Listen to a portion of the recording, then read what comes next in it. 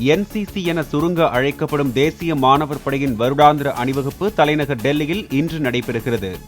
2200 NCC மாணவ மாணவிகள் மத்தியில் பிரதமர் நரேந்திர மோடி உரையாற்றுகிறார்.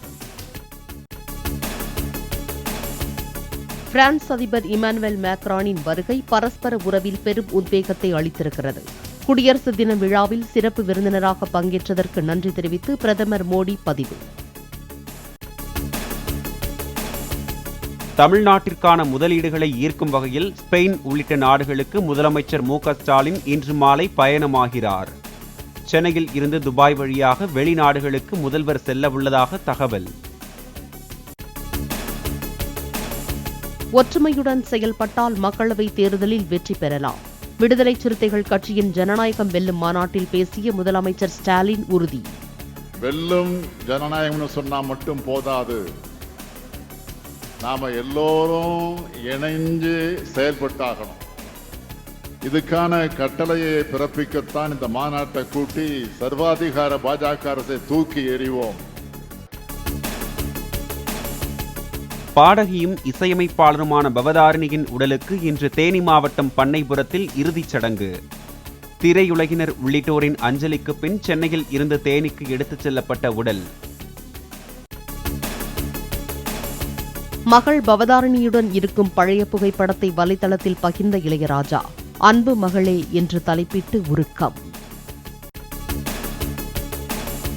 குடியரசு தினத்தை முன்னிட்டு ஆளுநர் மாளிகையில் தேநீர் விருந்து அளித்த ஆளுநர் RN ரவி. மத்திய அமைச்சர் எல் முருகன், தமிழக அமைச்சர்கள் சேகர்பாபு, தாமு அன்பரசன், மா சுப்பிரமணியன், தங்கம் தென்னரசு, முன்னாள் அமைச்சர் ஜெயக்குமார் பங்கேற்பு. திமுக ஆட்சியில் விலைவாசி விண்ணை முட்டும் அளவு உயர்ந்துள்ளதாக எடப்பாடி பழனிசாமி குற்றச்சாட்டு. தொழில் நலிவடைந்து விட்டதால் தனிநபர் வருவாய் குறைந்து விட்டதாகவும் பேச்சு. கடுமையான விலை உயர்வு 40% உயர்ந்து போச்சு. ஆனா வருமானம் குறைஞ்சு போச்சு. அது மட்டும் இல்லாம நகர்ப்புறத்திலே கடுமையான உயர்வு, வீட்டு வரி உயர்வு, கடவரி உயர்வு, மின்கட்டணம் 52% உயர்வு. எப்படி மக்கள் தாக்கு பிடிக்க முடியும்? ஆக இன்றைக்கு தொழிலும் சீரழிந்து விட்டது. விவசாயமும் இன்றைக்கு படுபாதாளத்துக்கு போய்விட்டது. ஆக மக்கள் பிழைக்க முடியாத நிலைக்கு இந்த ஆட்சியில் தள்ளப்பட்டது என்பதுதான் யதார்த்த உண்மை.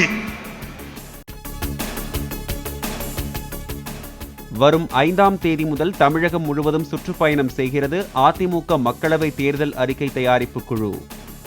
அனைத்து தரப்பு மக்களின் கோரிக்கைகளை அறிய உள்ளதாக எடப்பாடி பழனிசாமி அறிவிப்பு. பீகார் மாநில பாரதிய ஜனதா கட்சியின் 2 நாள் செயற்குழு கூட்டம் இன்று தொடக்கம். கூட்டணி குறித்து கட்சி மேலிடம் எடுக்கும் முடிவுக்கு பீகார் பாஜக கட்டுப்படும் என்று MP சுஷில்குமார் மோடி தகவல். சீட்டுக்கட்டு போன்ற இந்தியா கூட்டணியை ஒவ்வொரு முறை குலுக்கும் பொழுதும் ஜோக்கர் போல் ஒரு கட்சியாக வெளியேறுவதாக அண்ணாமலை விமர்சனம். பிரதமர் மோடியை வீழ்த்த வேண்டும் என்ற காரணத்திற்காக சேர்ந்தால் இந்த நிலைதான் ஏற்படும் என்றும் கருத்து. ஆனா இந்தி கூட்டணியை பொறுத்தவரை என்ன, அது ஒரு சீட்டு கட்டு மாறின. ஒரு ரவுண்டு குலுங்கும் போது ஒரு ஜோக்கர் வெளியே போயிடுவார். சீட்டு கட்டில் நாமெல்லாம் சீட்டு பாழ விடுமல்லன்னு. இப்ப முதல் ரவுண்டு குலுங்கிருச்சு, 2 பேர் எஸ்கேப் ஆயிட்டாங்க. அடுத்த ரவுண்டு திரும்ப குலுக்கி போடும்போது 2 ஜோக்கர் எஸ்கேப் ஆயிடுவாங்க. குடியரசு தினத்தை முன்னிட்டு இந்திய மாணவர்களுக்கு பரிசு அறிவித்த பிரான்ஸ் அதிபர் மேக்ரான், 2030ஆம் ஆண்டுக்குள் தங்கள் நாட்டில் கல்வி பயிலும் இந்திய மாணவர்கள் எண்ணிக்கையை 30,000ஆக உயர்த்த உறுதி.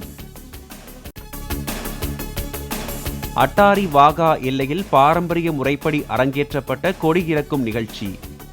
மிடுக்குடன் நடைபோட்டு தேசிய கொடியை இறக்கி மடக்கிய எல்லை வீரர்கள்.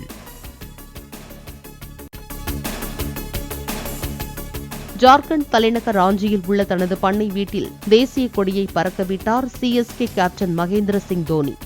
தேசிய கொடி பறக்கும் கொடிக்கம்பத்துக்கு அருகே தோனி நிற்கும் காணொலியை இன்ஸ்டாகிராமில் பகிர்ந்தார் தோனியின் மனைவி.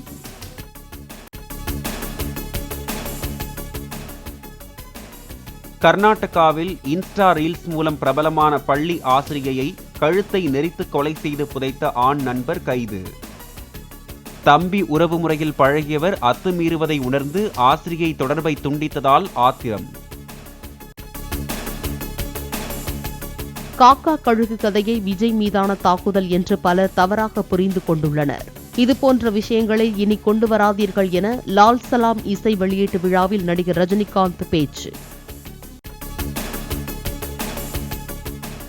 பொதுக்குழு ஒப்புதலை அடுத்து புதிய கட்சியை பதிவு செய்ய அடுத்த வாரம் டெல்லி செல்லும் நடிகர் விஜய் மக்கள் இயக்க நிர்வாகிகள். தமிழக அரசியல் பிரமுகர்கள் மற்றும் தொழிலதிபர்களை விரைவில் விஜய் சந்திக்கவும் திட்டம். பணிப்பெண்ணை தாக்கிய புகாரில் கைதான பல்லாவரம் எம்எல்ஏவின் மகன் மருமகள் சிறையில் அடைப்பு.